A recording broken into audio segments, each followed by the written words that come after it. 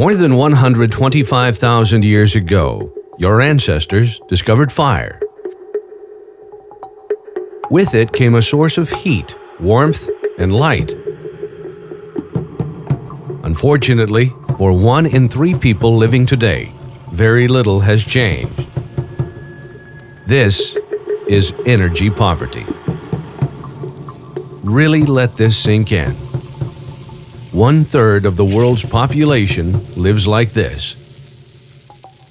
Access to energy is a vital component in alleviating poverty and an indispensable element of sustainable human development. Without access to modern commercial energy, poor countries can be trapped in a vicious cycle of poverty, social instability, and underdevelopment. Texas Tech University's Energy Commerce program began work on its World Energy Project as part of the curriculum designed to educate students about energy poverty. In August 2010, 11 Energy Commerce students traveled to Chiroles, Costa Rica, to participate in the first World Energy Project solar lighting installation in the Los Cocos community, a part of the indigenous Talamanca region. The framework of the project consisted of establishment of a local microfinance institution and installation of solar lighting in homes that are, and likely always will be, off the grid. The reality of the experience proved to be much more. In this region, the rhythms of life are totally dictated by the hours of sunlight. The sun rises about 5 a.m. and sets about 5 p.m. Being so near the equator, there is little seasonal change.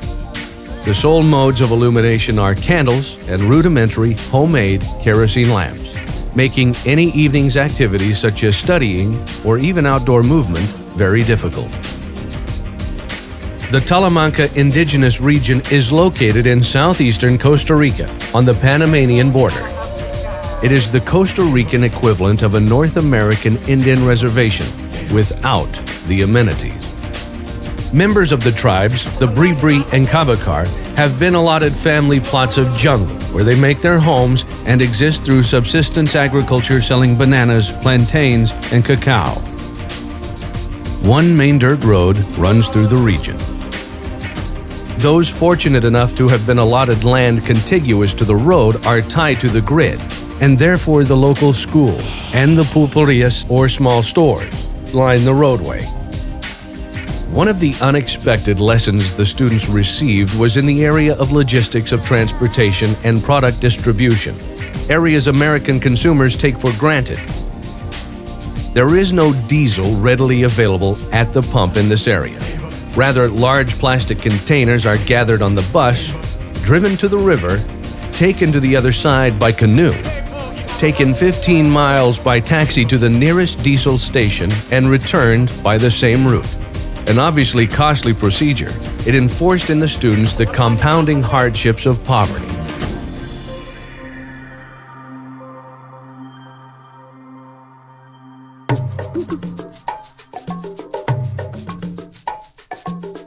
The project was designed as community development rather than as an aid program. A critical part of the project was the microfinance component. A classroom format seminar was provided by Christoph Schultz, program director of our technical partner, Light Up the World, which specializes in sustainable community energy projects in developing countries.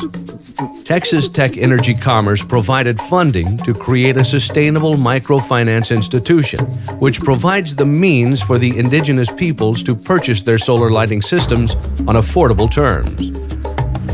The microfinance seminar taught the students the value of microfinance as opposed to gift-type aid projects. In our microfinance project, the borrowers are loaned money to purchase the $250 equivalent solar lighting system, consisting of a small panel, battery, 2 75-lumen LED lights with switches, and charge controller. The system will power the LED lights for about 8 hours on a full charge. Payments for the system are made from savings from no longer purchasing candles and kerosene.